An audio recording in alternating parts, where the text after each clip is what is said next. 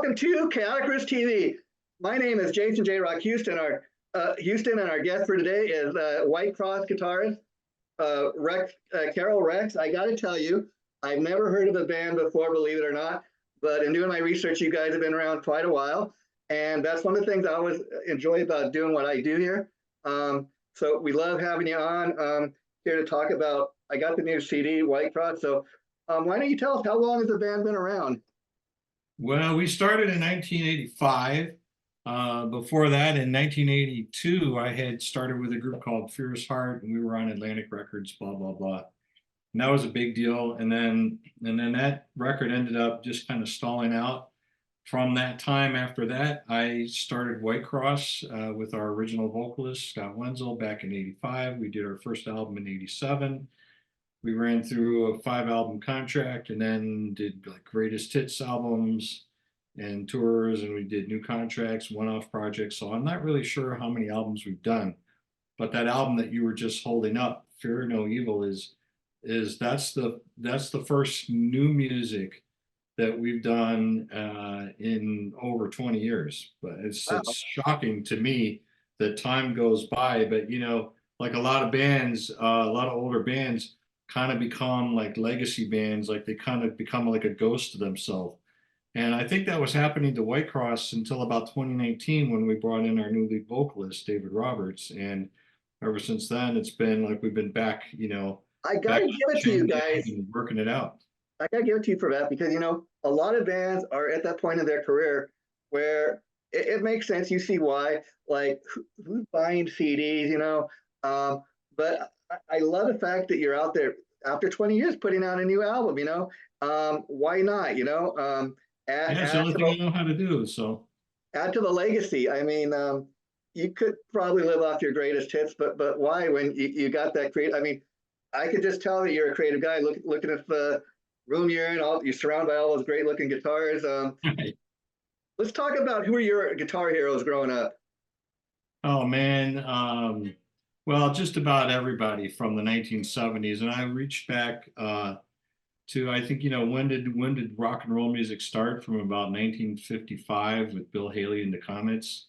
Yeah. So I'll go back to that. I've picked up some of the early guitar players, Scotty Moore, who played with Elvis Presley. Wow. So I kind of reached backward for those guys. Eric Clapton was, like, when I was very young, was a big influence. And then when I was a teenager, it was Peter Frampton. Yeah. When he played with Humble Pie, before he became a pop star. That was very influential for me. He's an amazing musician. And then Johnny Winter, Robin Trower, Frank Marino, and then all the bands, ZZ Top, from the Beatles to Led Zeppelin. Peter Frampton, anybody who's anything is. Peter Frampton, has had a very interesting career. It's like many people, he's had a career, many ups and downs. He's remembered for that one album, Frampton Comes Alive, but there's so much more to his catalog of music, especially if you go back and you check out the Humble Pie stuff, Yep. Yeah. His road manager ended up becoming my personal manager, and that was coincidental. When I did my first record album for Atlantic, and the producer of that album, who was the head of A&R at Atlantic, he said, "Well, John Domanian would be a great manager for you guys," and that was Peter Frampton's tour manager. And he was up and down. He told us Peter Frampton stories, and it just so happened that he was like my guitar hero anyway. So. Oh wow! And so now I know Whitecross has always kind of been considered a Christian metal band. Right. When you guys first got together, was that something that you always knew that you were going to be a religious band, or did it kind of just sneak into the music? When I was 15, I took great pride in the fact that I knew how to play. At one time, I knew how to play every song by Black Sabbath in their whole catalog. I was a huge Sabbath freak. Loved their music, loved Ozzy and all that stuff. I just thought, man, there should be a band that just talks about God and just puts things in their proper spiritual context. So apparently that's a need that I've had all along the way, because Whitecross is that Christian rock band. Here's an interesting question. When you've seen bands like Striper that came over before you guys being successful at it, did you think, hey, there's room for other bands to do that? Those are certainly encouraging, and I'm a fan of their music as well. Uh, just something that I wanted to do, and when I started out doing it, there was like a handful of other bands doing the same thing in this tiny little niche Yeah. world of Christian rock music. But there was a handful of other bands, but I didn't know any of them. So for me, it was like, well, I'm literally making it up as I go along. So Wow. I have all my influences, my music, and I just put that together with writing the kind of lyrics that I want to write. Yeah, and the interesting thing about being a Christian metal band, I would think, is metal music in general has long been thought of as being the quote devil's music. So, did you guys ever have trouble convincing people in general that because you were playing heavy metal that you were a Christian metal band, if you know, or a Christian Well, band? yeah, we had some early issues with some of the churches early on, but you know what? Um, if anything, it's interesting when you go and play festivals and there's like metal bands. I mean, like Yeah, hardcore metal bands, and a lot of them are, I don't know how you would say, like fake into the satanic stuff. yeah, Well, it's just marketing. It's just a gimmick. yeah, But then there's like a few of them that are really into it, and that's where you get the hardcore back and forth. So it's a big world out there, and I have been blessed and privileged to meet all kinds of people. yeah, yeah. And I've heard Geezer Butler in interviews in recent past talking about Black Sabbath, how they had to deal with a lot of that throughout their career, where Yeah, early on they were branded like the devil's music and stuff, and I know. they were because he became known for wearing crosses around his neck, Right, and he joked around.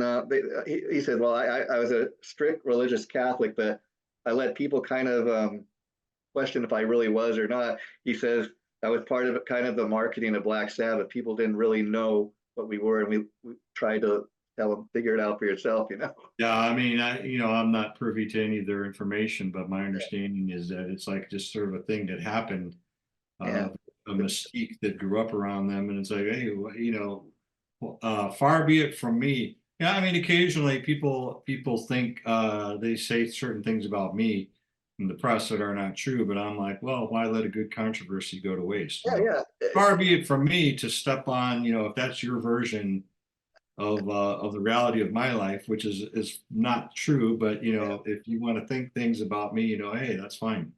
And a more positive note, I think, being that you're a Christian metal band, it's got to be a great be a great ability to not only write these songs and that are kind of religious based.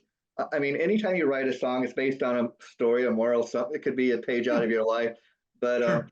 it's great to be able to turn on people. I think that maybe aren't don't typically, let's say, go to church every Sunday, but because you guys are playing metal music, they might pick up the album here and just based on being a metal band, oh man, I dig this music. Then they might like me find out, oh wow, they're a Christian metal band, and they might start getting deeper into the lyrics and what the songs mean. I suppose, and I don't really know where all of our fans come from. I mean, I know in the beginning we just put out our first album, and it was, technically speaking, it was terrible, but there was a real the band was playing great, and it was just word of mouth.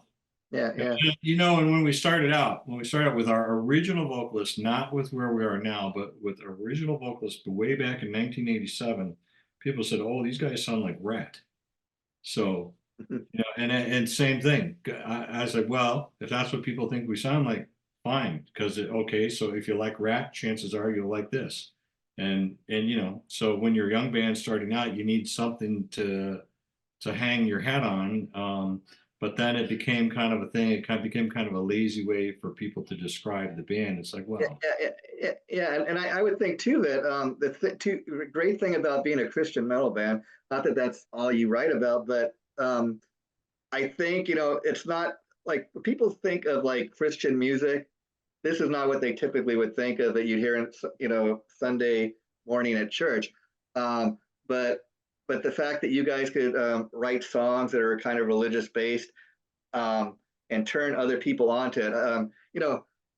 like could you imagine Rex like if there was actual like the heavy metal church, even the Whitecross church that you guys Well, go there every is, Sunday and play for your fans or something like that. I mean, how there, cool that. there is churches that use like heavy metal music in their service, so Yeah, yeah, there's all kinds of people out there and there's all kinds of tastes. So I'm not trying to write to any like specific crowd or specific, I'm not yeah. looking for a demographic or anything like that. I just write songs from the heart.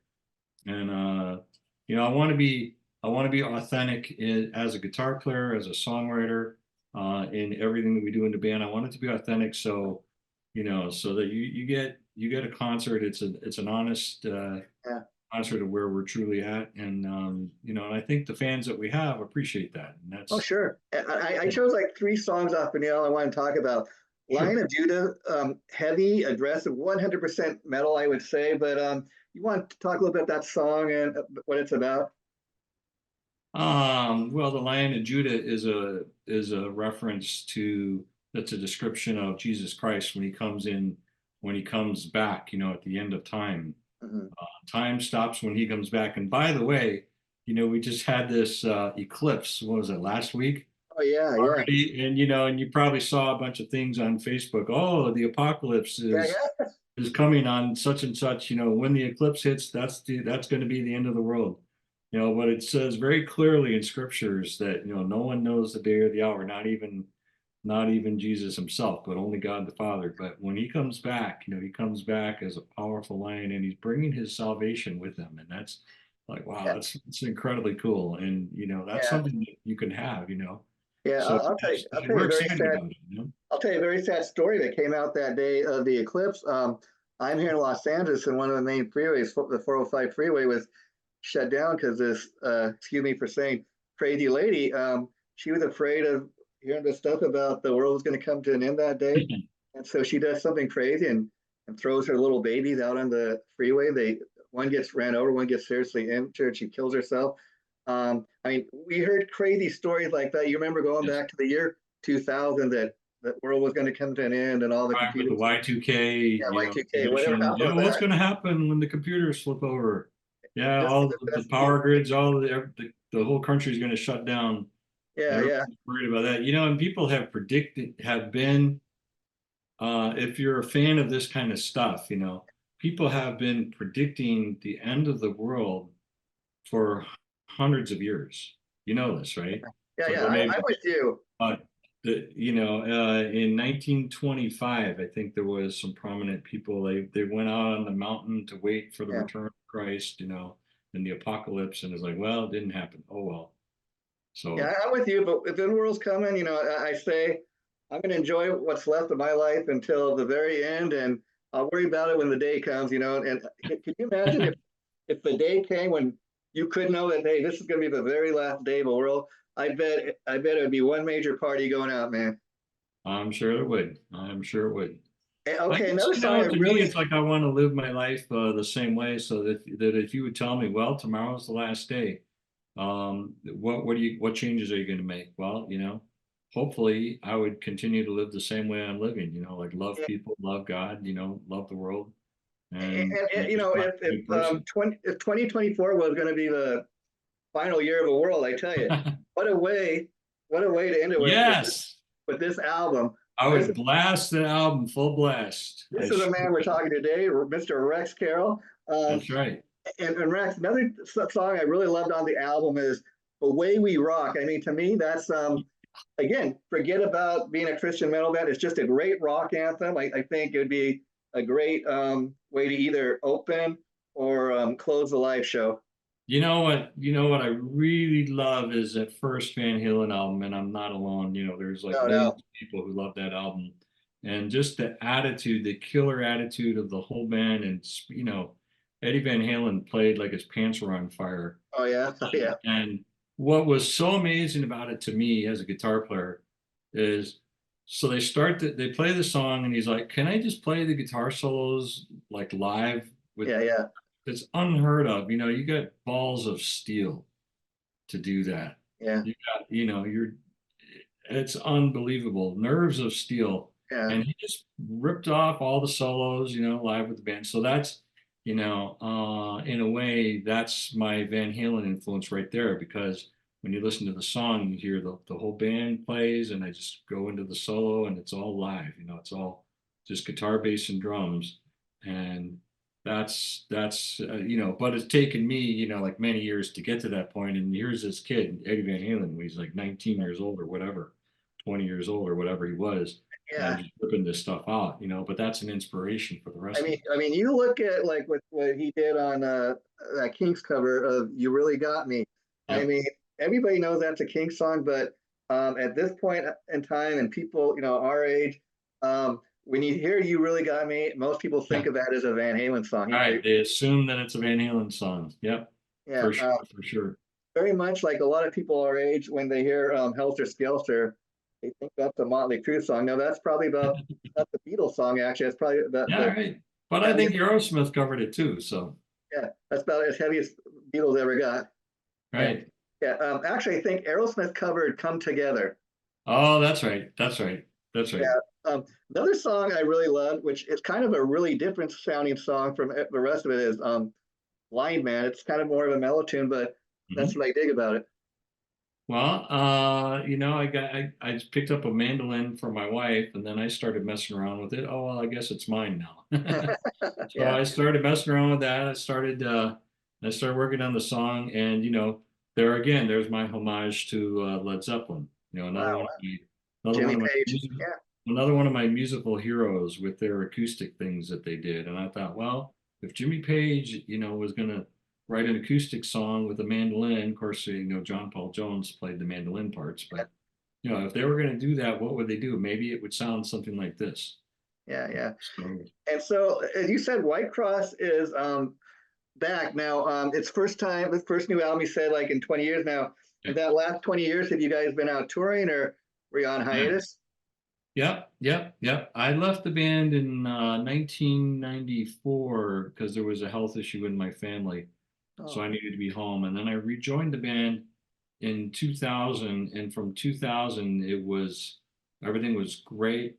And then we kind of coasted. Just had trouble with the lead singer and myself. Famous lead guitar player and lead figure singer if you get along. talking about that Van Halen kind of dynamic. Yeah, it's like Eddie and Dave, or it's like Pete Townsend and Roger Daltrey, or Yeah, it's like Aerosmith, the Toxic Twins. Tyler. Yeah, great. Joe Perry, Steven Tyler. It was the same kind of thing with me and Scotty Wenzel. So eventually we just kind of we coasted for a long time, and we tried to do new stuff, and it just wasn't working out. Finally, in 2019, we went to India for that was a historic trip for us, and Scotty stayed home, and then we brought in a guest singer, and then after that we brought in David Roberts, who sings on the new album, and he's been with us ever since. And now it's like we're back to like all guns blazing Wow, again. wow. It's full speed ahead, pedal to the metal. And so, how did you find your new singer, Dave? He was in Dallas singing in a Whitesnake tribute band. Oh, wow. That a lot of guys get discovered that way. Yeah, I Yeah, know. I know. And it's like, well, I don't know. It's like I heard some of the videos, and cell phone. One thing I've noticed about cell phone videos is I don't care who you are. yeah, I don't care if you're Pink Floyd. yeah. Somebody makes a cell phone video of the concert, it never sounds that great. No, no. It doesn't look that great. It brings the whole concert down to the level of a little, cell phone. I've even tried to do that myself, and I can never get the lighting right. Yeah, Right. Yeah, the lighting's not right, the audio's never right. So I thought, well, I don't know, but let's bring him in and try him out. And it just turns out, we hit it off, and yeah. he's So did he's he actually come fantastic and for the band. audition, like do a live audition?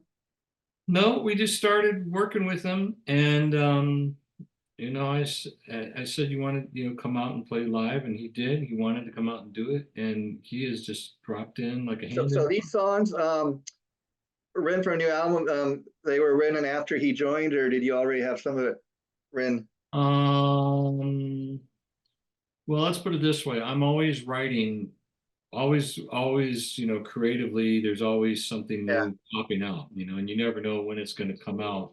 But whoops. Um, so you never know when the creativity bug is going to spark, but when Dave came in, it was like, okay, now there's a purpose to it. So then we started really cranking out the new tunes. So, Mm, and Dave has some of the lyrics on the record too. So cool. And so, did you feel the chemistry with him right away?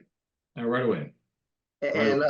how do And you he's feel such a that? great singer. It's really easy to write for his voice too. You And know, how do you feel that he does it, covering the older material that he wasn't part of?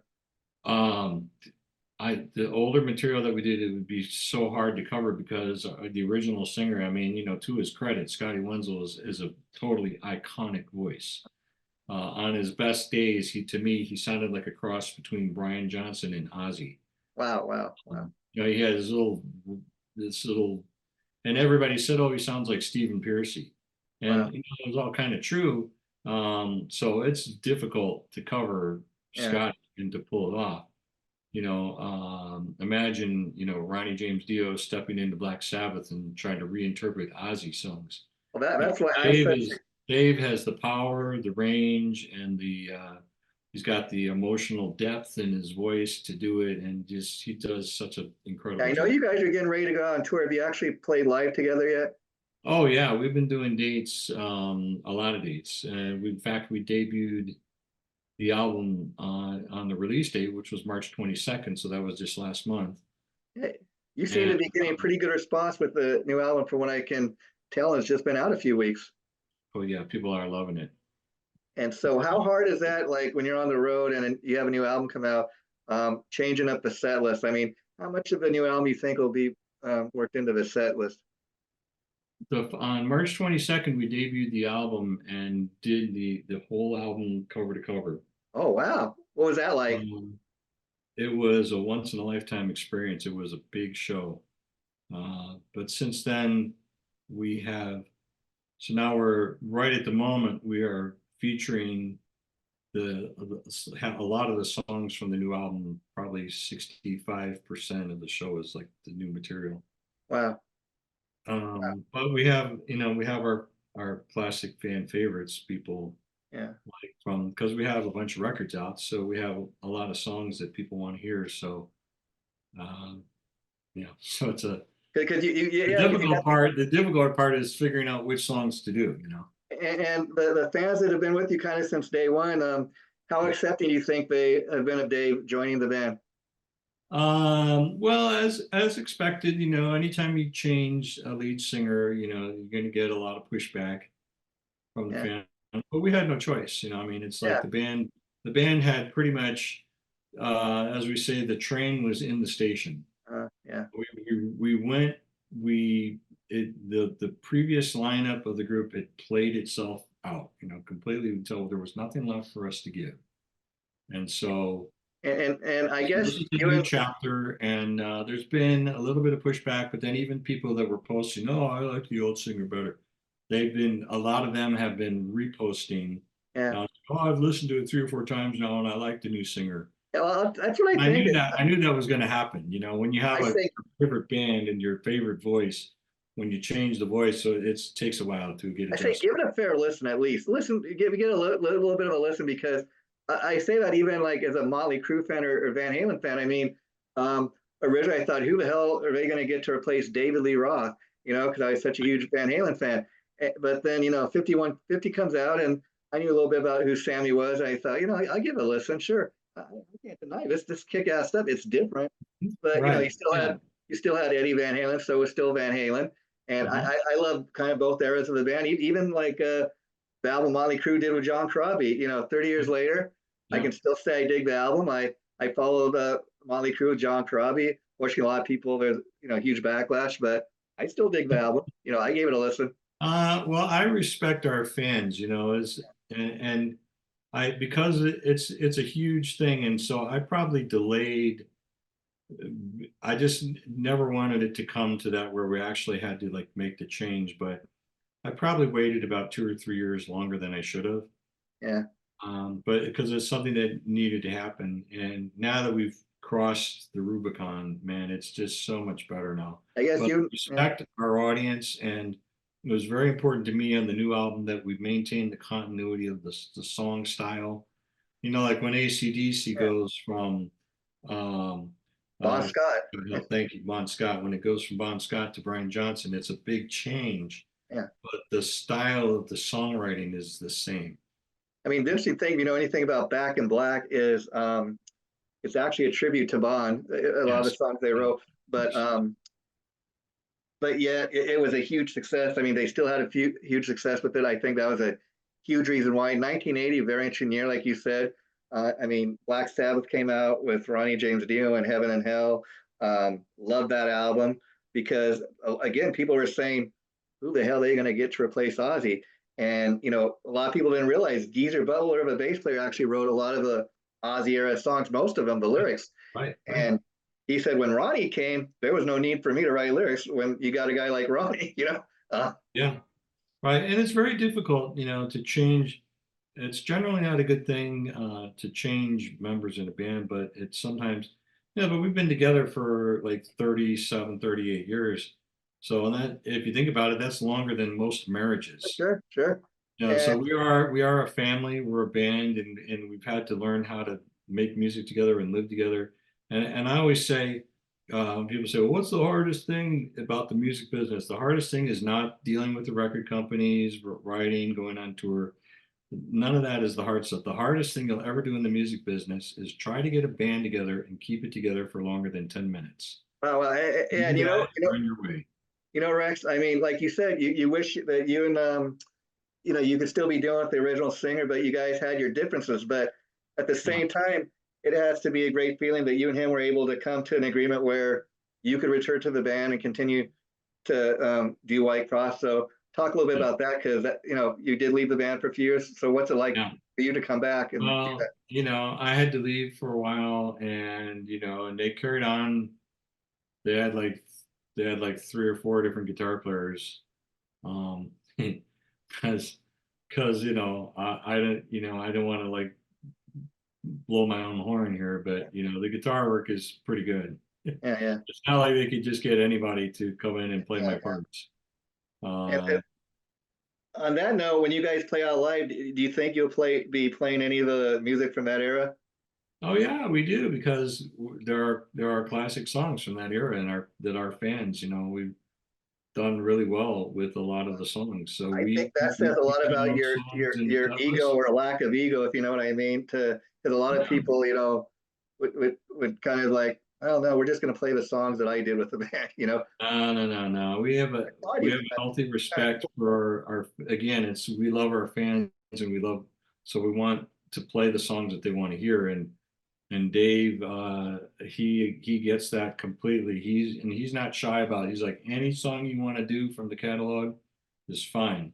And now we get to do the new songs and now that his name his picture is on the album cover and his name is up there as part of the band, so these people, it takes a while to when you join. I mean, boy, it'd be tough for me to join like an established band Yeah, already with a history with a previous guitar player. I mean, I can't imagine what that would be I like. mean, you look at a Uh, band like even Bon Jovi, the bass player Hugh McDonald. right. He replaced the original bass player like 30 years ago, and Yeah. just like last year, he's now starting to be put in photos with the band. Oh yeah, Official right. member. See? So And I gotta yeah, say, it's a I tough, love. it's a tough thing, but sometimes it's like, well, we've got Pete Best to play drums, but we figure we'll do better with this Richard Starkey guy. Hey, oh, Richard Starkey. Oh wow! Anybody who doesn't know, that's Ringo Starr's Exactly. son, and Exactly. They had a drummer, but they he thought, played for the Who. yeah, we'll be Legendary better band. with Zach Starkey. Oh yeah. Oh okay. Zach Starkey plays for the Who. Oh, excuse me. Okay, that's why I was confused. I remember Yeah. 'cause I heard the name Starkey. Richard Starkey, aka Ringo Starr. What a Okay. great name. What a great stage name too, right? Yeah. But And you, so oh, sometimes you Rex, just got to get the chemistry right in the band, and we feel that that's where we're at now. Rex, imagery is everything. And one thing I love about this new album is like just the band photo. I love the unity. And Yeah. even if you own it, if you open this up, I love the huge photo of all the band members. I asked for that because it's growing up as a kid, listening to I can't tell you how many hours A lot of my life has been spent listening to vinyl albums. You remember the days.